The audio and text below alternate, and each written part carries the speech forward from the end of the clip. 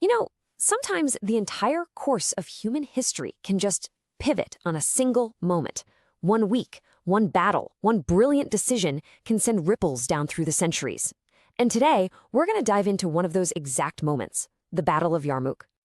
And I'm not exaggerating here. Over 6 incredibly brutal days, a clash of empires on the plains near the Yarmouk River would do more than just decide the fate of a province. No, it would literally redraw the map of the world for the next 1,400 years and beyond. So, how did we get here? Let's break it down. To really get why this one battle was such a massive deal, we have to set the stage. We need to look at the world in the early 7th century. And what you see is a world that was dominated by 2 colossal but completely exhausted superpowers. On one side, you have the Byzantine or Eastern Roman Empire and the Sassanid Persian Empire. Now, for almost 30 years, these two had been locked in a brutal, bloody war that just drained them of everything. Soldiers, money, you name it. They were both on their knees. And right into this giant power vacuum explodes this brand new unified force from the south, the Rashidun Caliphate. This was a massive state, totally energized by a new faith and an almost unstoppable momentum. What's just mind-blowing is the sheer speed of this expansion. Think about it. In 630, the Prophet Muhammad unites the Arabian Peninsula. He passes away just 2 years later, and his successor, Caliph Abu Bakr, takes over. And by 633, that's just 1 year later, they launch invasions into both Byzantine and Persian territory. I mean, this was lightning fast. So, what was their first major target? Well, you go for one of the crown jewels of the Byzantine Empire, the incredibly wealthy and strategic province of Syria. And as it turns out, it was a target that was just ripe for the taking.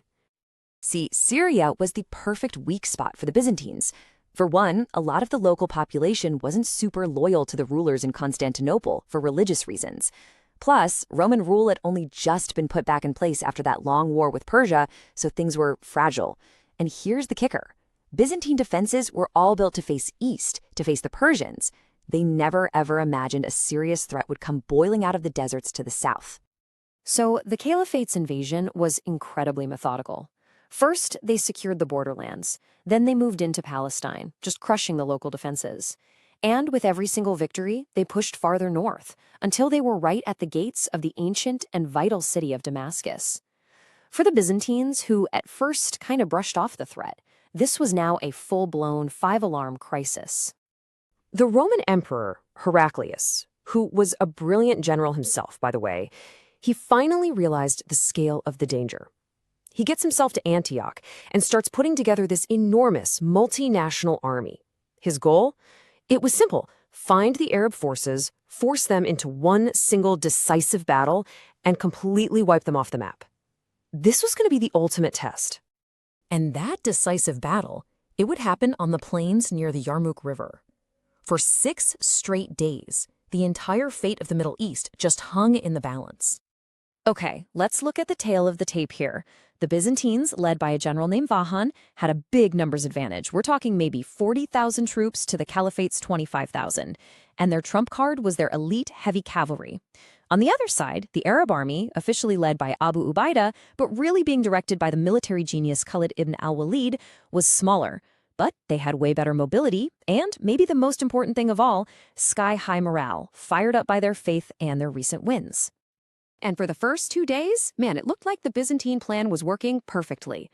Vahan just used his superior numbers to hammer the Arab flanks, pushing them back again and again and again. The pressure was just immense, and the smaller Arab army found itself backed up right against its own camp. But this is where that incredible morale really made the difference. The Arab lines bent, sure, but they absolutely refused to break. And in this now famous story, sources say that the women and children back in the camp actually joined the fight, yelling at the retreating soldiers and helping to drive the Byzantine attackers back. It was a sign of just unbreakable will. So the battle just grinds down into this brutal war of attrition.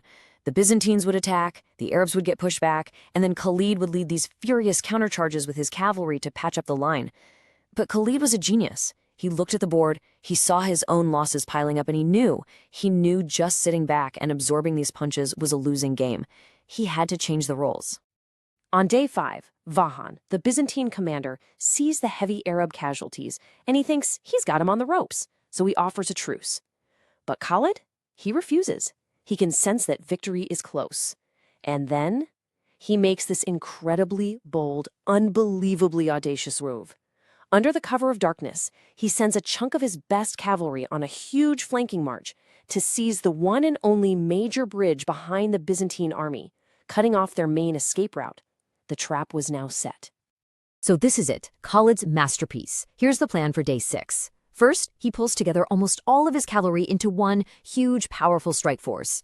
Second, he orders his infantry to advance all along the line, basically daring the whole Byzantine army to come forward for one last massive brawl.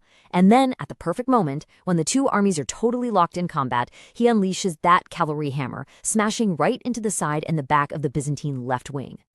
The result was absolutely catastrophic. The Byzantine cavalry, which was spread out all along the front, was just overwhelmed and shattered by Khalid's concentrated charge. With their cavalry gone, and now being hit from the side and the back, the Byzantine infantry just panicked. The whole line broke, and the battle turned into a terrifying, full-scale rout as the entire army tried to run, only to find out their only way out was already gone. The aftermath of this battle wasn't just a military defeat for the Romans. Oh no, it was a civilizational turning point. This was the moment that brought in a whole new world order.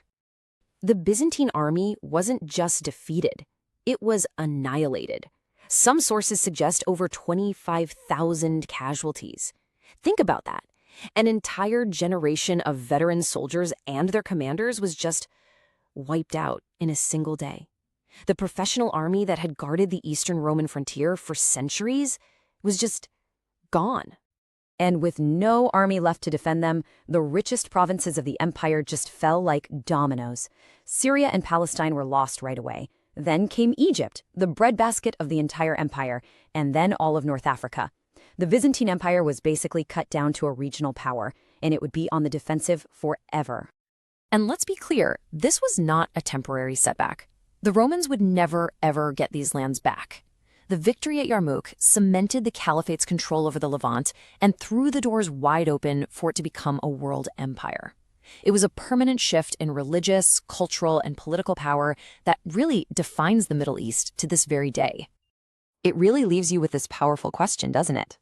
At Yarmouk, we saw how unwavering conviction paired with brilliant, audacious strategy could just shatter a much larger force.